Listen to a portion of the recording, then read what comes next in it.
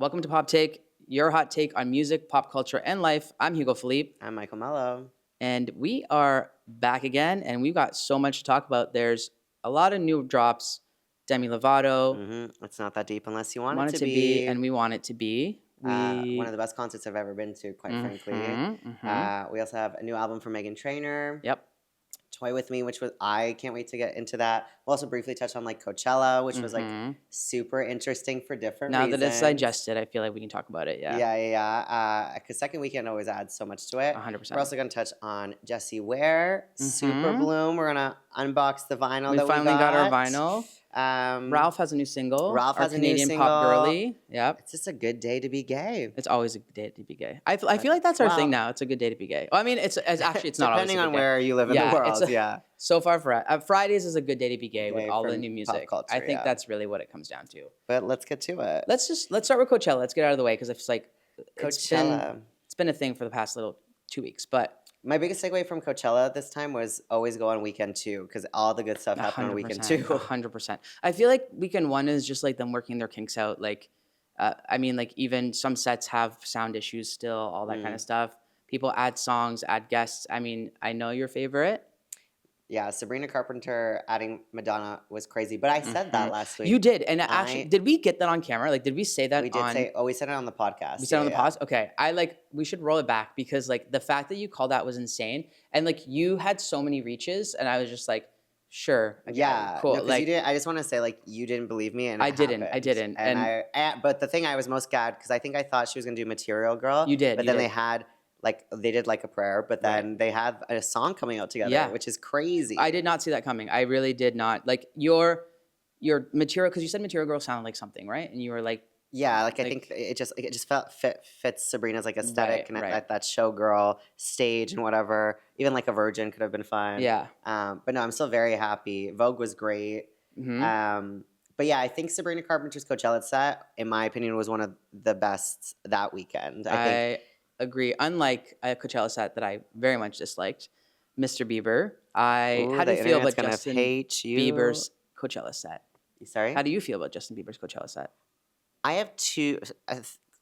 Justin Bieber's Coachella set I liked, but I think I don't think it was $10 million worth, and that's my critique. My thing is like I am a casual Bieber fan, so I know what that meant. I actually did love the call to the YouTube videos and things like that. Like I thought paying homage to like how he started was cute and all that stuff. Having Billie as the one less lonely girl was like quite iconic and like really cute. However, I do think there's a standard between like what men can do and what women can do. 100%. I think overall, like my opinion on this Justin Bieber era has been consistent. Like I think when the albums dropped, I kind of said like I felt like he was just like phoning it in and like kind of playing like DIY, like I don't really care and I'm just like doing the bare minimum. And I think that's how I felt about this Coachella set. Do I think that the idea and like everything around it is cool? Yeah. I think if I was a fan and I went to an intimate thing like that for an artist, I would love it, but I don't think that that's a Coachella set. I think that that's what it comes down to for me. I think that's like an intimate, small venue show with you know what I'm trying to say? Like, yeah, but I do think he's like outgrown that. Like, I think I wasn't expecting dancers or anything. I wasn't expecting dancers either, but I think a bit of like thought. It just felt like he was just like, I'm just gonna go up there and open up YouTube and do whatever. Yeah. Like, I'm gonna sing whatever songs. Like, I know someone got a set list that they got and like, it showed the songs or whatever. Like in my mind, like he didn't even have a set list. Like that's how disorganized it felt to me. Like he was just like, I want to sing this song right now. Anyways, I know the Beliebers are gonna hate me for it, but it wasn't worth $10 million.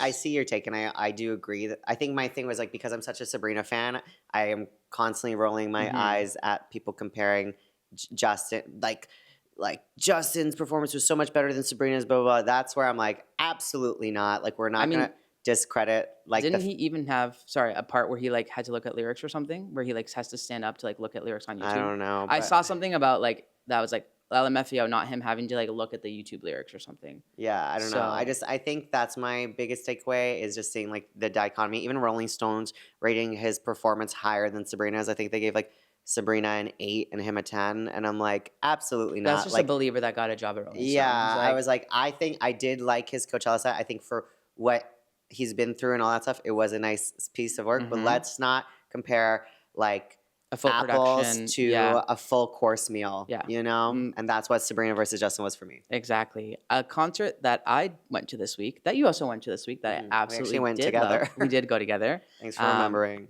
Yeah, you're welcome. It's not that deep, unless you want it to be. The Demi Lovato concert and Adele opening. Well, it's actually, it's not that deep is the tour name. Oh, yeah, true. But Unless you want it to be is that we're the getting there. Deluxe. We're getting there. Yeah. But Demi and Adele were such a perfect tour combination. They insane. I've never been like, I've been to concerts with like openers that I liked. I feel like there were people that were there like just for Della, which is obviously there amazing. was a lot of pink hair. Yeah, there was a lot of pink hair, but also the fact that Demi let her have her own set because like she had dancers, she had like the bar and props, she had light and like things that were specific to her set. Like, the other thing is the way Adele spoke about Demi, it was so clear that they have such a good relationship. Because, you know, sometimes openers don't really get to know the artist or whatever, but it was very clear that she was like, she's such a good mentor to me. She's always giving me advice, like da-da-da. Like, I wouldn't be surprised if down the line we get a Demi Adele song. Yeah, I think the only reason why we don't have one, because like it's not that deep unless you want it to be. The deluxe version of the album came out today. And Adele is missing, but Adele has said she doesn't want to do collaborations until she which makes sense. Works on her own brand and like builds her name up a little bit more.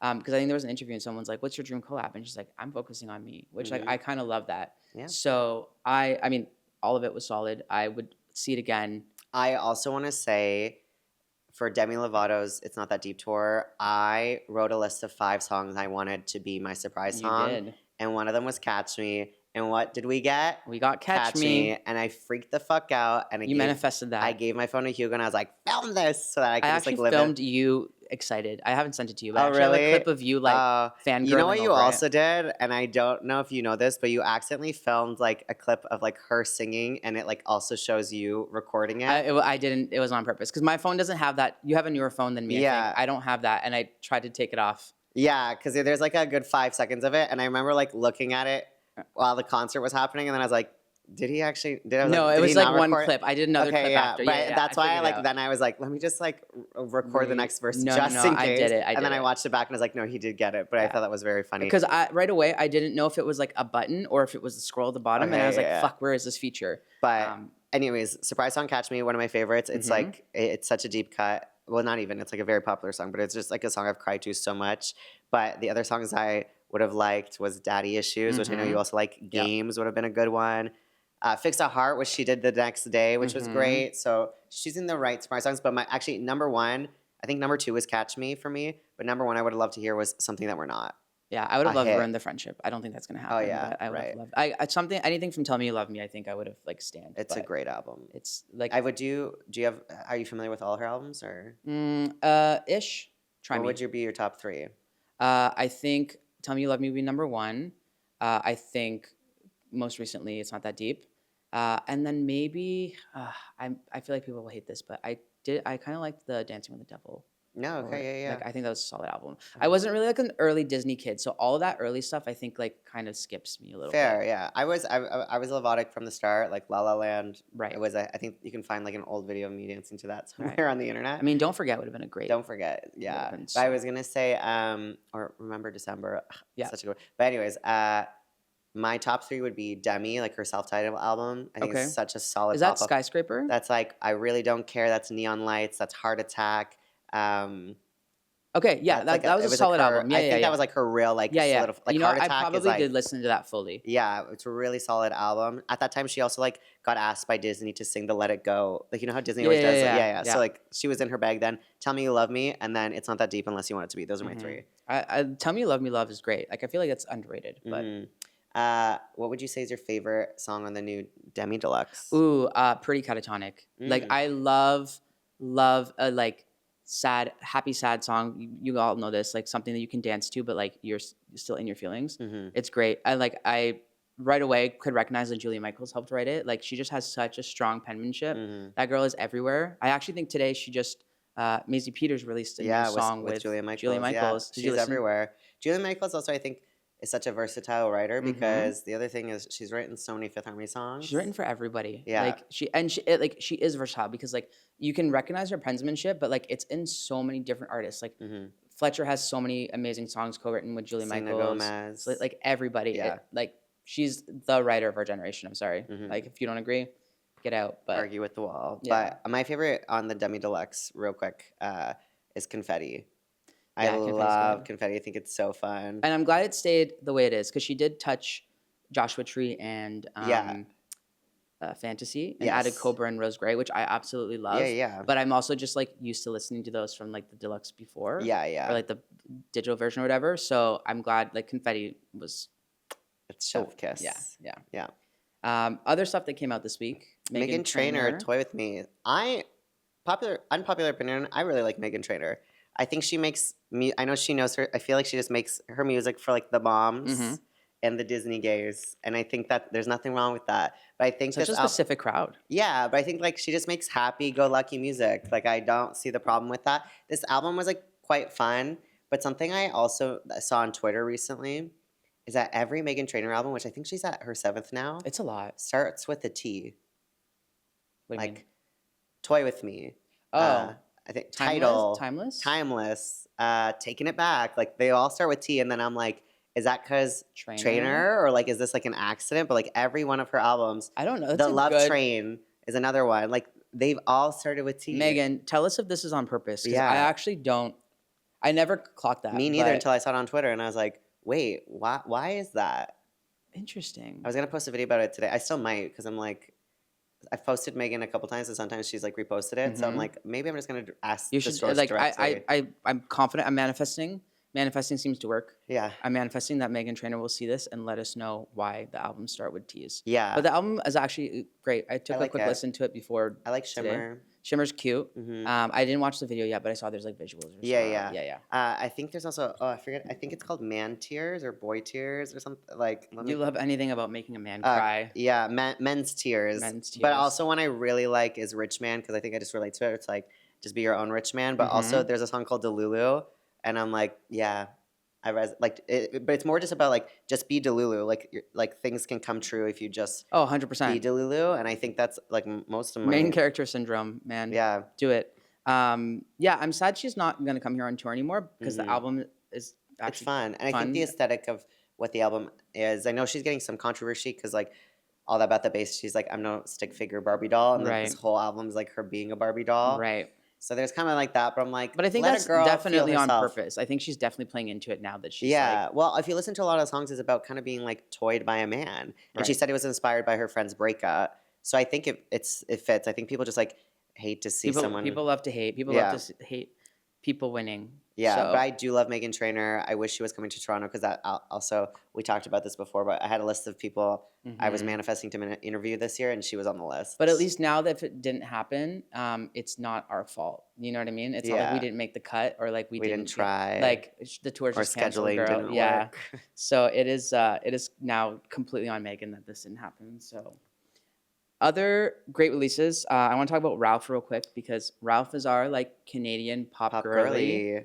And Also, but something I want to say with Ralph, we have so many queer Canadian pop girlies. we do. And I I think think she like spearhead that, quite frankly, because You in know my what? mind she's the first queer pop girly. you're not. I didn't realize Ralph was queer for a while, Mm. which doesn't take away from that feed, obviously. But you're not wrong because I Yeah. feel like she's always been here. Yeah, Like we don't she's give, really paved the way. we don't really actually don't give Ralph enough credit. Mhm. Ralph and Rev. Yeah, like, those two girlies they paved the way. But Girls Together is so fun. mhm. I think it's like she posted on Instagram. She was like, I just wanted to make a song about like friendship and Yeah. like.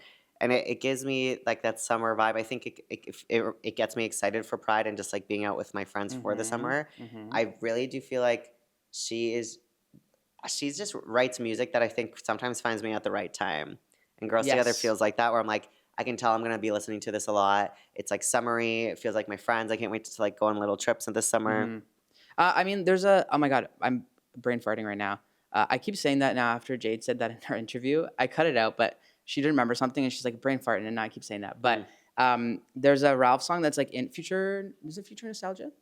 Does she have a song called something Nostalgia? Mm. Anyways, that's in my top 10 of songs this year. Like it's literally in my like Oh, yeah? like iTunes keeps feeding it to me. It's like this song's in your top 10. Like it's Mm. like this era is like giving main pop girl energy. Mhm. The other one, Tom Hanks, Yeah. also great, but like One of my favorite Ralph songs is actually Weather.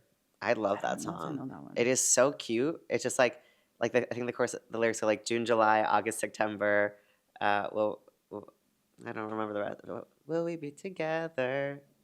Anyways, I'm gonna cut that out because I don't know. I don't know how my vocals are not there, but it's You're like fine. a really cute Listen, song. we heard your vocals screaming at Demi Lovato. Yeah. So, but anyways, Ralph needs more respect in society, and I'm assuming this is gonna lead into an album. So I'm very excited for that. Yeah. She's in her new era. Speaking of girls that actually don't get enough credit, I want to talk about our vinyl this week. Jessie Ware Superbloom. We have the vinyl here, and first of all, gorgeous cover. Yeah. But Jessie Ware reminds me of like, how there's always those pop girlies that the gays are like. The gays absolutely stand. But like straight people don't know enough about. This is a perfect example of that. You cannot go out to like I'm going to say gay event because I don't go to straight things, but you cannot go out to like a gay dance party or anything without Jessie Ware playing. Like, period. Like, that feels good. Or like for yourself, always. Like, one of them always plays once.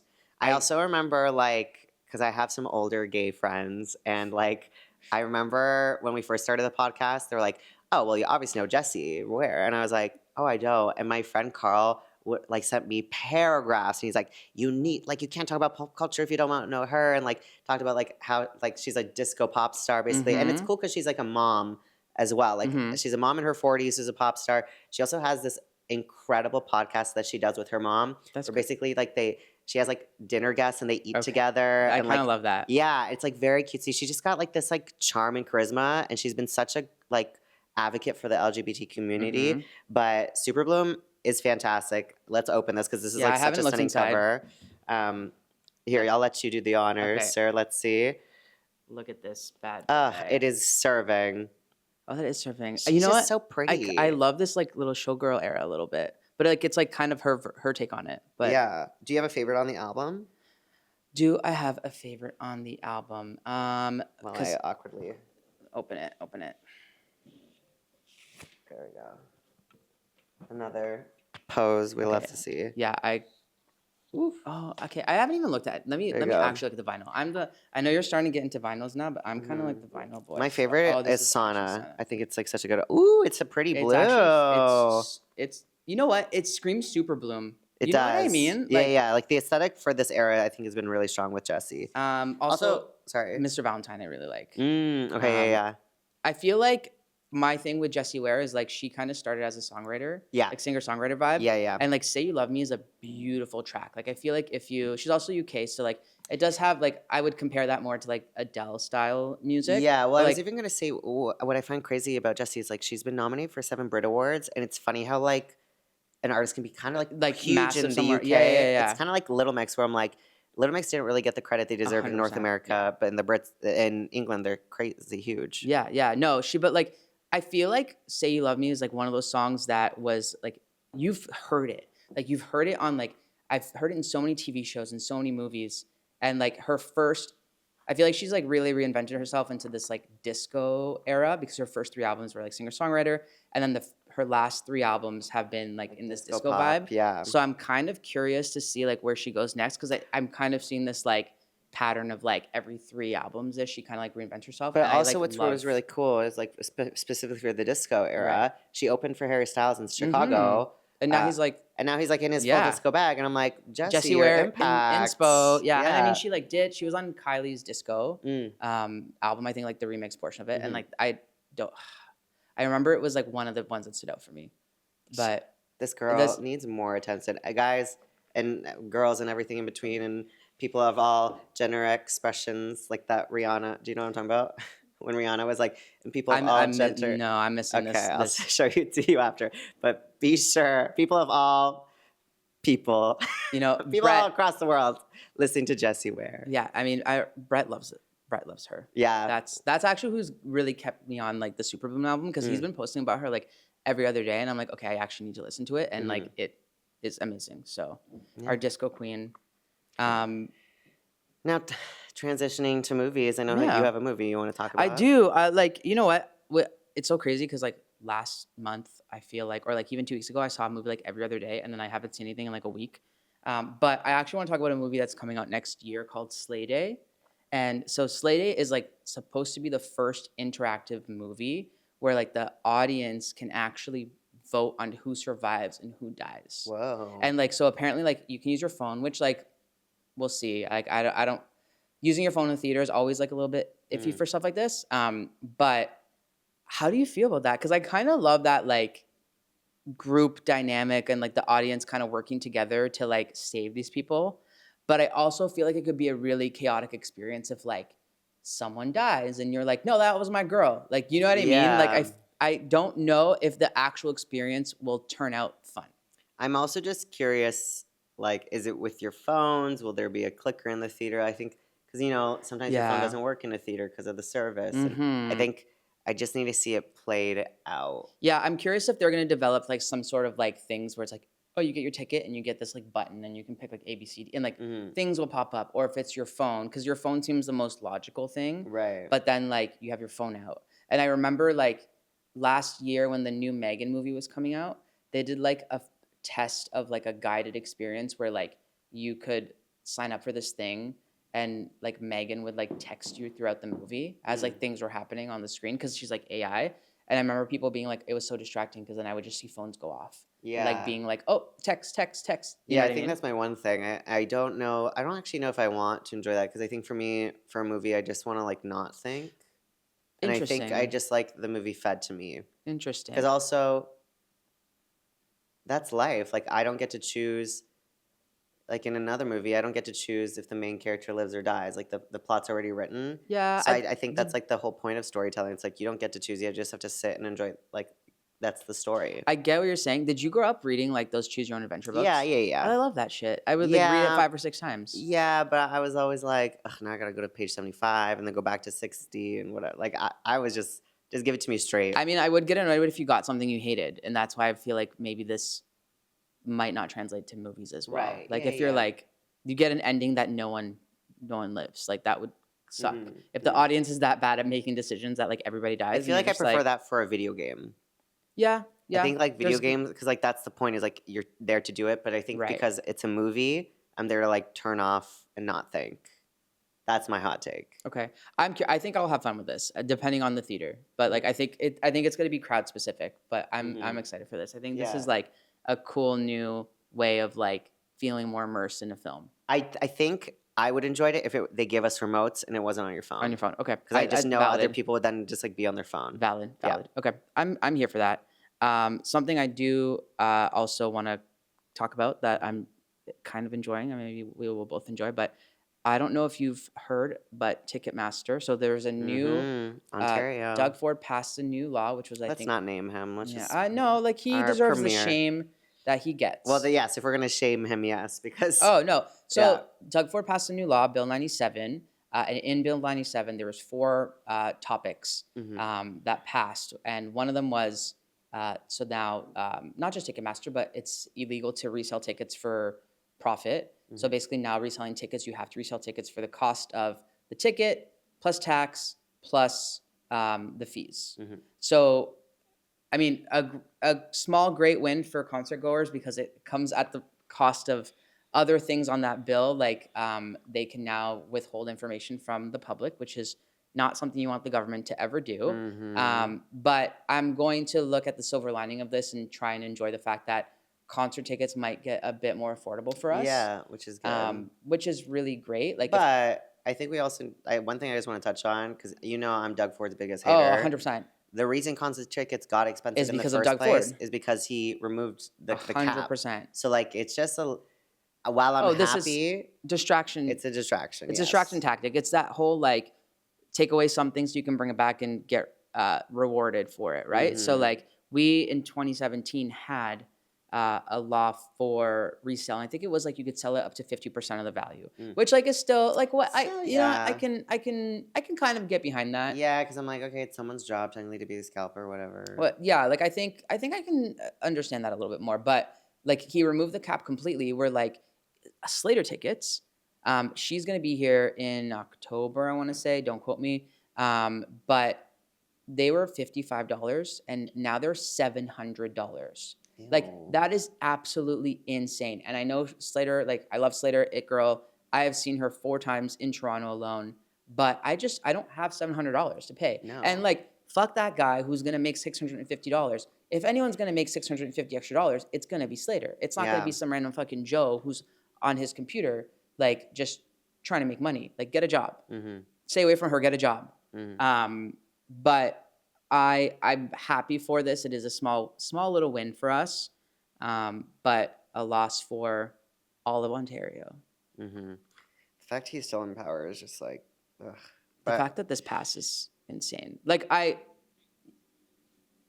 it had to pass as part of the same bill, and like, do I wish the bill didn't pass? Yes, it did, but silver lining, but I feel like he put it on the same bill so on that people purpose. would like. Well, there's also like there's 4 things. I don't remember what one of them was, but the other one was also something about like home rebates, like get money back for like first home or something like that. And so I think that was something that other people were really going forward for. So it was like, do we save the economy with cheaper homes so people can afford to buy a home, or do we hide information from people? And like, I guess people chose save the economy while also hiding Doug Ford's bullshit.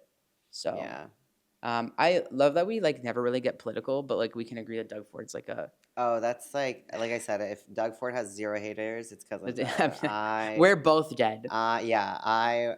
One thing about me, I hate that man. I know. With a burning passion. That and like the pandemic, I still can't believe we reelected him after how he handled that whole thing. I still, every single time something happens and then we reelect him, I'm just like, I don't understand how we're still here. I don't understand. So sorry to interrupt. No, we're good. But like, I'm just like, the amount of people who are like, F Trudeau, like da-da-da. And then I'm like, where are your issues? And then they would complain about things. I'm like, yeah, so those are provincial issues. 100%. It's all It's all Anyways. people who are uneducated and don't know how our government system works. And even if some of the things that we didn't like Justin Trudeau had done, he did like he's done like a 10. It's all personal opinion, but like he actually hasn't done anything near the corrupted shit that Doug Ford does. Like try and hide his phone records from us so that we don't see what he's doing. Yeah. Sus man. That is all I have to say. That's all I have to say about that man. Yeah. But cheap concert tickets. Yay, concert tickets. I'll be able to go to some more things this summer because I had a very small concert budget that is now like a little bit more attainable. So until next time, I'm Hugo Philippe. I'm Michael Mello. We'll see you wherever we see you. You know the usual. Bye. Bye.